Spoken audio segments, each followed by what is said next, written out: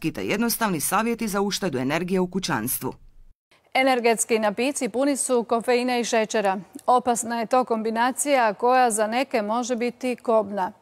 Za jednog maloljetnika lani koji do tada nije znao da ima srčanu manu, nekoliko tih pića bilo je pogubno. Podaci pokazuju da sve više maloljetnika konzumira energetska pića. Kako ih upozoriti na njihovu štetnost? Energetska pića dostupna su na svakom koraku, jeftina su i slatka. Najjednostavniji način kako podignuti energiju, kažu tako u reklamama. No ono što malim slovima piše na limenkama je ne preporučuje se djeci i trudnicama. U Obrtničkoj industrijskoj školi u Županji profesori su primijetili da učenici piju energetska pića i tijekom nastave. Učenici prvo su skrivali ta pića od nas pod stol, a sad ih hladno ostavljaju na stolu. Uopće ne znaju da ćemo mi reagirati i kako ćemo mi reagirati. Htjela sam da nekoliko učenika pije energetske napitke u enormnim količinama. Kada kažem enormne, za mene su 3-4 energy napitka, pa čak i jedan, ali evo primijetila sam da kod nekih učenika čak do negdje kad ja dođem na 3. 4. razred bude poslagano negdje 3 do 4 limenke. Pa su pokrenuli istraživanje koje je pokazalo da je čak 97% učenika kušalo energetsko piće, njih 70% već u osnovnoj školi. Oko 5% učenika barem jedanput dnevno pije jedno piće, oko 5% učenika više od jednog pića i njih 61% miješa energetsko piće i alkohol. No svatko ima svoje razloge zašto pije takva pića. Pa ponekad jer smatram da ćemo se razbuditi jer to većinom konzumiramo u školi jer uvijek budemo pospani jer smo putnici većina i smatramo da ćemo se razbuditi tako. Više ne konzumiram više od jednog na dan zato što i mama mi je zabranila i znam i sama da mi to nije dobro za zdravlje, tako da popijem 2 ili 3 na tjedan. I koristila sam to prije, često sam prije igrala igrice i onda pomoglo mi za koncentraciju i da ne spavam toliko često, pogotovo preko praznika. Ja ne konzumiram zato što već sam i bio svjestan da je štetno i da ne valja. Ja pijem kavu, ni to nije baš dobro, ali eto. Druga stvar je, to je jako zastupljeno, znači jako se često konzumira i miješa se sa alkoholom. Piju takva pića jer su ona in. Tako da je većina njih rekla da piju zato što su baš fina, da im cijena uopće nije bitna pića i da ih zaista razbuđuju ta pića. No znaju iz prve ruke da im od takvog razbuđivanja može biti loše. Počelo mi je srce ubrzanim ritmom kucat, zacrvenila sam se i nije mi je bilo dobro. Kada sam ih pitala zašto to konzumiraju, rekli su mi, jedan učenik mi je rekao zato što mu je to fino i što je postao ovisnik o okusu, jel? Drugi učenik mi je rekao da ga to podigne. I zato su istražili što se krije u limenkama. Energetsko piće jednog proizvođača sadrži čak 7 kockica šećera.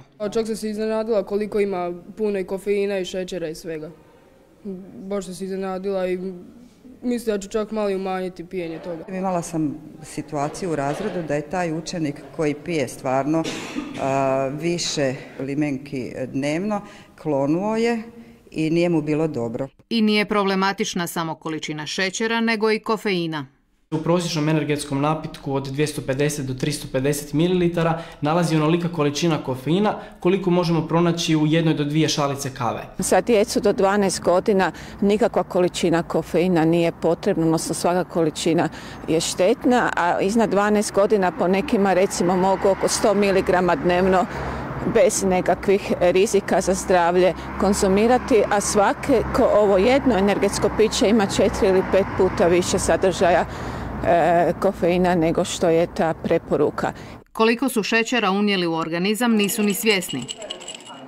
S tim da oni ne piju samo ta energetska pića, oni piju u toku dana znači jedno energetsko piće pa onda pređu na Coca-Colu, u toku dana recimo pojedu i čokoladu, idu na kavu, a to je hrana koja u stvari u sebi sadrži stimulanse. Uzrok zašto se poseže za energetskim pićima i u kojem trenutku u danu možda treba tražiti u prehrani.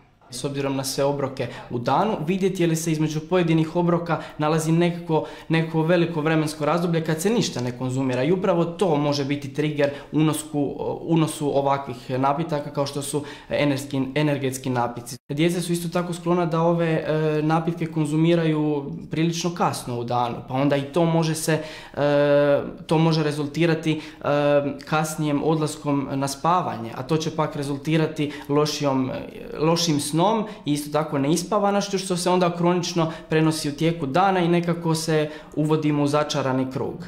A taj začarani krug prvi je korak ka lošim prehrambenim navikama. U Europi smo najdeblji, no za to ne možemo okriviti jednu namirnicu ili piće.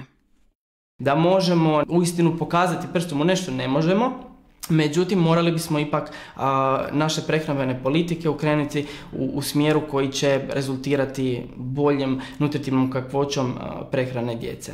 Opasna je kombinacija stimulanse kao što je kofein kombinirati s alkoholom. Prvenstveno se to odnosi na srce koje onda ubrzano radi, povećava se krvni tlak. Takva situacija može dovesti u najtežem slučaju i do srčanog udara i do smrtnog ishoda. Mnogi smatraju da bi trebalo uvesti jaču regulativu.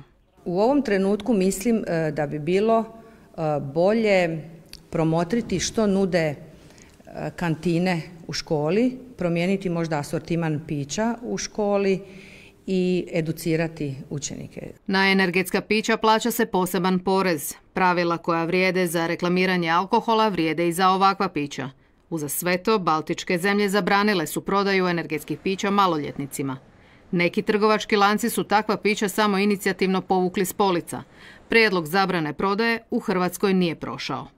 Neke zemlje imaju to, ali neke zemlje su nažalost morale i odustati jer se pokazalo da je iz nekakvih pravnih razloga to nije moglo se zadržati takav zakon. Primjer je to Francuska i Italija. Pa kad zabrana ne prolazi, ne preostaje nego djecu upozoriti što unose u organizam, te koje su moguće posljedice uživanja u takvim pićima.